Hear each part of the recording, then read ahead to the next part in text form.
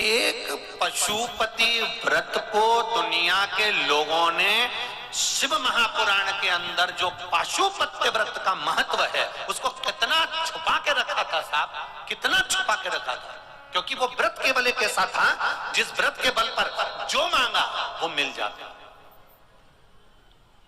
और कितने सोमवार का होता है? बोलो बोलो जम के। मात्र 5 सोमवार का वो व्रत है।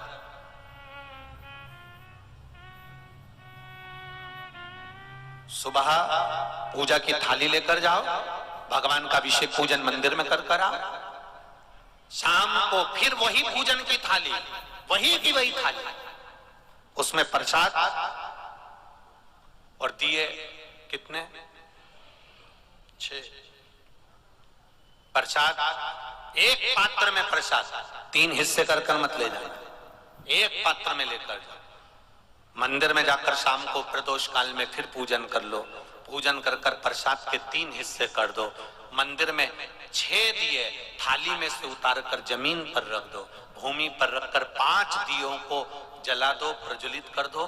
प्रसाद का 2 हिस्सा, 5 दिए जो जलाए हैं वो मंदिर में छोड़ दो।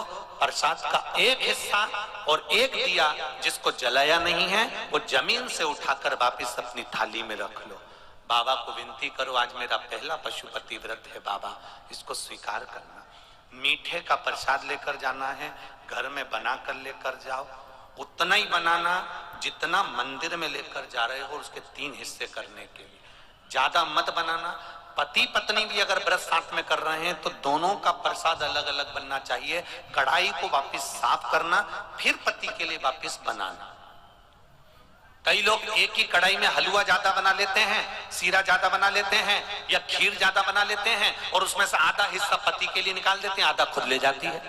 अब तुमने पहले ही तो कढ़ाई में से 2 हिस्से कर दिए तो उसका कोई फल नहीं मिलेगा। आप जितना बना रहे हो वो एक उपास के लिए होना चाहिए। पति का उपास है तो उसके लिए फिर दूसरा बना, उसके 3 हिस्से फिर अलग।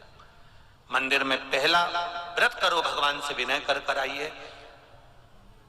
छठा दिया और प्रसाद का 1 हिस्सा जो लेकर आए हो अपने घर के दरवाजे के बाहर बैठो आराम से।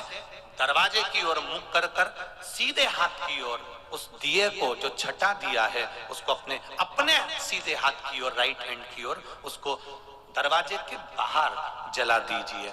भगवान से प्रार्थना करिए, मैंने इसलिए ये व्रत करा है बाबा, उसको स्वीकार कर लेना। पहला व्रत कर कर घर में जाकर भोजन करो। भोजन करते समय सबसे पहले जो प्रसाद का 1 हिस्सा लेकर आए हो, पहले उस हिस्से को पूरा खाइए, उसमें से किसी को मत दीजिए।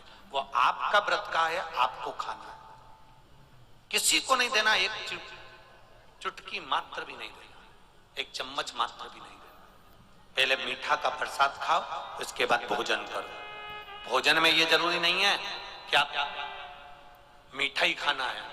सुबेरे फलाहार भी कर सकते हो, भूखे रहते नहीं बने तो सुबह आराम से फलाहार करो, नमक का फलाहार करो, कोई मना नहीं कि तुम मीठा ही पूरा खाओ आराम से, पर भोग मीठे का।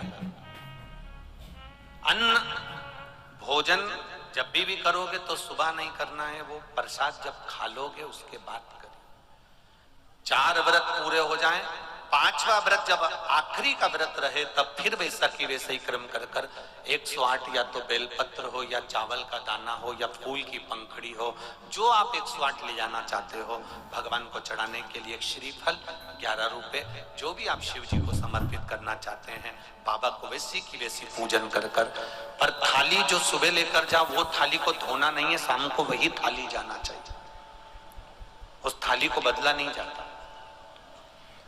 समापन वाले दिन 5वां जब व्रत रहे, बाबा को 108 सामग्री समर्पित कर कर, श्रीफल समर्पित कर कर अपने हृदय की बात कहकर आइए, दिया लगाओ, वापिस अपने घर के अंदर प्रवेश कर जाओ।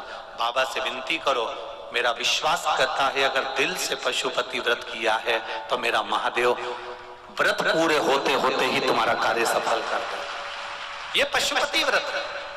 बीच में रजस्वला धर्म आ गया, नारी 7 दिन तक काम नहीं करती, रसोई घर नहीं जाती, बीच में कोई बाहर जाना पड़ गया, बीच में किसी के यहाँ शादी में जाना पड़ गया, बीच में कोई कमी हो गई, कोई समाप्त हो गया, किसी के यहाँ बच्चा हो गया, तो उस व्रत को 2 व्रत होने के बाद, 1 व्रत होने के बाद, 3 व्रत होने के बाद अगर ऐसा कुछ हो जाता है तो व्रत को वहीं पर रोक दो। फिर अगली बार जब पूर्ण तरह से अच्छा हो जाए तब व्रत फिर चालू कर दो। 2 पहले हो चुके हैं, अब अगला करोगे तो वो तीसरा ही खेला, वो तीसरा।